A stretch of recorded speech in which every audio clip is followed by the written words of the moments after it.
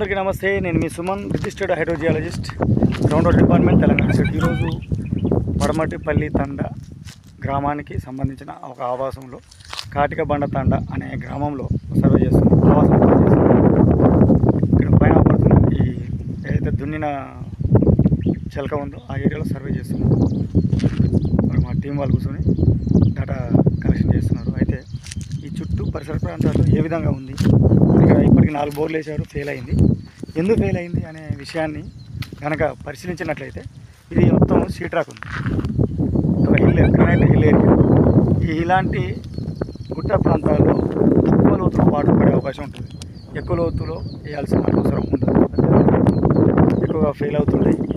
ఇక్కడ ఏ విధంగా drainage pattern అనేది ఏ విధంగా డెవలప్ అయింది, వాన వచ్చినప్పుడు వాన నీరు కంటిన్యూస్గా కింది భాగం వైపు ప్రవహించడం వలన కొన్ని సంవత్సరాల నుండి ఏ విధమైన డ్రైనేజ్ ప్యాటర్న్స్ డెవలప్ అయితే అవి భూమి లోపల నీరు నిలుస్తున్న అవకాశం ఉండేవాళ్ళు. అలాంటి ప్రాంతంలో బోర్ వేస్తే వాటర్ వచ్చే అవకాశం ఉంటుంది.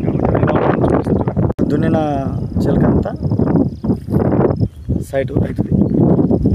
అయితే ఇక్కడ ఇప్పుడు ఎత్తైన భాగంలో వాన పడ్డప్పుడు వాన నీరు అంతా ఇట్లా కొట్టుకొచ్చి స్ట్రీమ్ లాగా ఏర్పడుతుంది. చూడండి, ఒక పాయ వాన నీరు కొట్టుకొచ్చిన ఆనవాళ్ళు ఉన్నాయి. చూడండి, ఇట్లా అంటే ఈ భాగం నుంచి కొట్టుకొస్తుంది. అర్థమైంది? ఇట్లా వాటర్ అంతా ప్రవహిస్తుంది. ఇక్కడ ఒక ఇది ఫస్ట్ ఆర్డర్ అని అనుకుంటే ఈ భాగంలో వాన నీరు కొట్టుకొచ్చి అక్కడ ఎక్కడైతే నేను ఇప్పుడు జూమ్ చేస్తున్న ప్రాంతంలో అక్కడంగా ఒక స్ట్రీము, ఫస్ట్ ఆర్డర్ స్ట్రీము ఈ డైరెక్షన్లో, ఇప్పుడు బాటిల్ ఉంది కదా, బాటిల్ ఉన్న డైరెక్షన్లో ఒక స్ట్రీము కలిసి ఇక్కడి నుంచి కొట్టుకొచ్చిన మట్టి అంతా ఒక వై షేప్ లాగా ఏర్పడదు. చూడండి, ఇక్కడ వై షేప్,